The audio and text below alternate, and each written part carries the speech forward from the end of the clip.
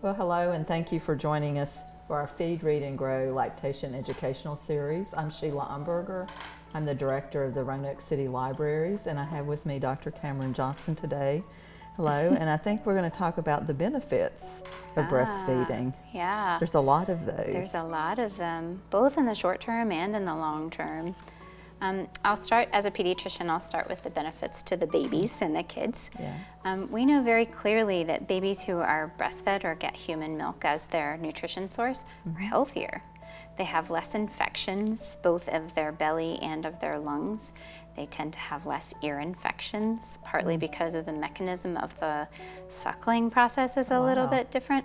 They can have less cancer risk, as well as less incidence of NEC, which is necrotizing enterocolitis that we'll see in newborn babies that are born in the NICU. So very clear benefits to the baby in the short term and the long term. To moms, there is a really good improvement, both short term and long term as well. The first one being that moms tend to get back to their pre-pregnancy birth weight sooner. They also tend to have less postpartum depression. They tend to have less risk of diabetes down the line, probably because of their weight improvements. And they also have less cancer risk for the breast and the ovaries when they have breastfed for longer time periods. So clearly it makes a difference for our society as a whole to improve our breastfeeding rates. The other thing that's really good is that the cost is so much different. So the cost of breastfeeding to a mom is really the cost of food and the supplies that she needs to be able to maintain her supply. Versus if we're going to compare it to a formula-fed baby, you're going to spend almost $2,000 a year in formula for that baby. And that doesn't account for the long-term health implications that can be there. Right. We do know that the studies that have been done look at the long-term benefits of breastfeeding are not exclusive to those babies who don't get any formula. So we do know that that formula can be harder on the belly and harder for the amount of infections that they get, but it doesn't have to be mutually exclusive to have those benefits of breastfeeding as well. It's also pretty convenient. You don't have to prepare anything. It's just kind of always ready, which has its own benefit too. And that's a good point. As your baby's grown, you become more active. You're able to go places, and maybe you have to go back to work. Those types of things. So talk about some of the benefits of that. Yeah. The other thing that's really interesting is that the mom's body will respond to baby's exposures, and what I mean by that is, we know clearly that babies who are breastfed when they go back to daycare have less illnesses than babies who are formula fed.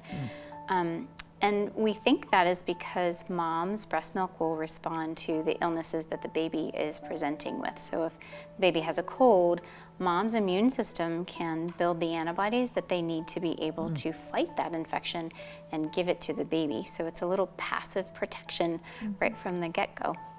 That's amazing. It is. It is. And so you mentioned in one of our other series the age of feeding and what's a natural progression. So feeding the babies changes over time. So initially we encourage exclusive breastfeeding for the first 6 months and then introduction of foods at about the 6-month mark. And what happens is at about 6 months of age, the babies get very interested in the world around them and want to copy everything that their parents and siblings are doing. And so they want to eat what mom and dad are eating too. And so the breastfeeding typically starts to slow, and they will drop feedings pretty quickly as they're more interested in the food on the plate.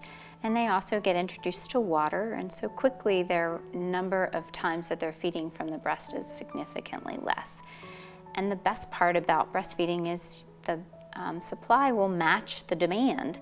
So if the baby isn't needing to nurse or isn't nursing for whatever reason, the supply will drop That can be a problem if mom is going for long periods of time because she's at work and isn't able to empty the breast.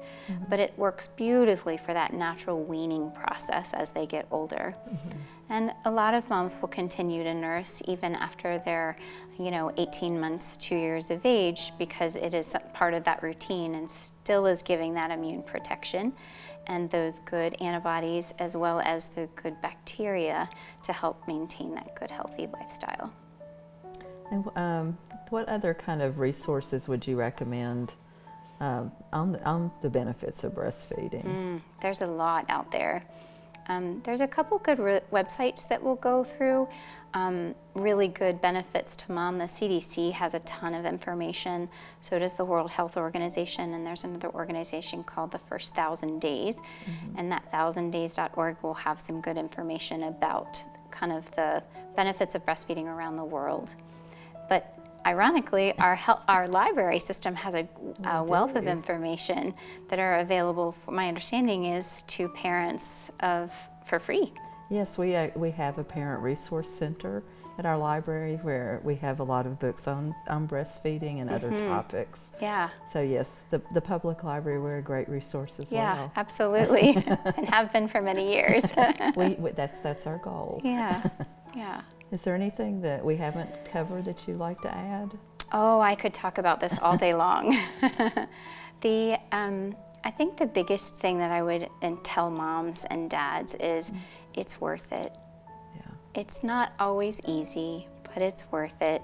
It does give such good benefits for a lifetime. And working toward that process is a journey in and of itself, just like parenting. Right. So thank you so much for sharing your information. There's so much rich information there. Like you said, we could talk all day about this. Yeah. But I think you've touched on a lot of the most important things. So thank you very much for joining us today. It's been my pleasure. Thank you for having me. Thank you.